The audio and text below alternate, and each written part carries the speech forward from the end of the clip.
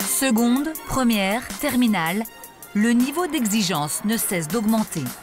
Mais ici, ce n'est pas le bac que les élèves visent. Tous l'auront. Pour la plupart, l'enjeu réel, intégrer les classes préparatoires aux grandes écoles.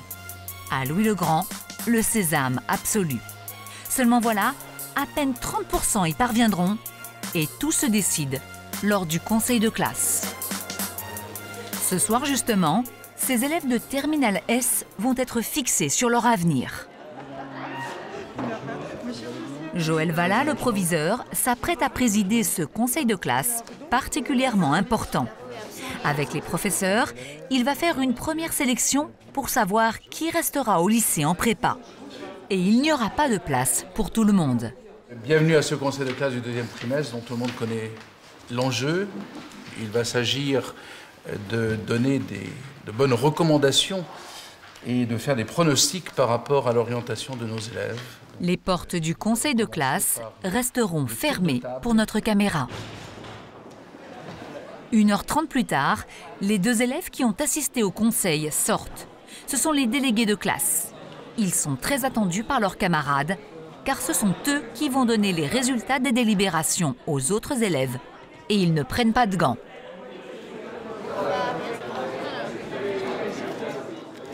Les absences, mec.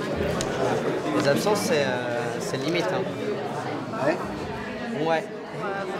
Ils n'y vont pas par 4 chemins pour dire à certains qu'ils doivent revoir leurs prétentions et se rabattre sur d'autres lycées. Il faudrait peut-être que tu vises un poil plus bas, tu vois, genre Saint-Louis, ça va être tendu. Ouais. Si plutôt tu espères genre Chaptal ou Fénelon. J'hésitais entre Fénelon et Saint-Louis surtout. Voilà, bah plutôt Fénelon que Saint-Louis. Saint-Louis. Cet élève doit donc partir ailleurs. À Louis-le-Grand, c'est la règle, peu de place, peu d'élus. Pour la plupart des élèves, cette pression constante fait partie de la règle du jeu. Le rythme imposé par ce système élitiste peut parfois entraîner certains échecs. Camille et Florian n'ont pas du tout apprécié leur passage à Louis-le-Grand. Dès le jour de la rentrée, ils ne se sont pas sentis à leur place. Le premier jour, il y a un truc quand même qui m'a gêné, c'est genre, t'arrives, ils disent vous êtes l'élite de la France. Ah ouais, ça m'a tellement chier, ça, c'était à 9h du matin. Alors, tant 30 secondes, on parle de la prépa, s'il te plaît. Camille souhaite garder l'anonymat. Elle n'a jamais supporté la pression imposée par le lycée. Ce qui est dur, c'est de répondre aux exigences des professeurs parce que les attentes, elles sont énormes. Si on ne répond pas à ces attentes, on nous fait la pression et alors que nous, on a l'impression de répondre à ces attentes, on nous fait encore plus la pression parce qu'en fait, ça ne va pas.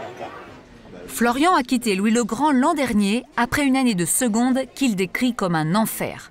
Une année où ses résultats n'ont cessé de se dégrader alors qu'il travaillait énormément.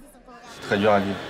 Au niveau, on perd sa confiance en soi, on a l'impression de perdre tous ses acquis, on a l'impression de régresser alors qu'on est dans un bahut de prestige. On se demande un peu ce qu'on est en train de devenir. Au fur et à mesure de l'année, c'est limite si je finissais pas par tomber légèrement dans la dépression, quoi.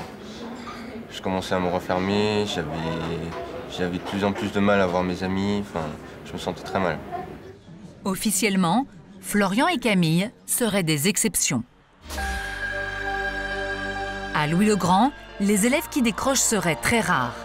1 ou 2 élèves seulement quitteraient le lycée chaque année en cours de scolarité.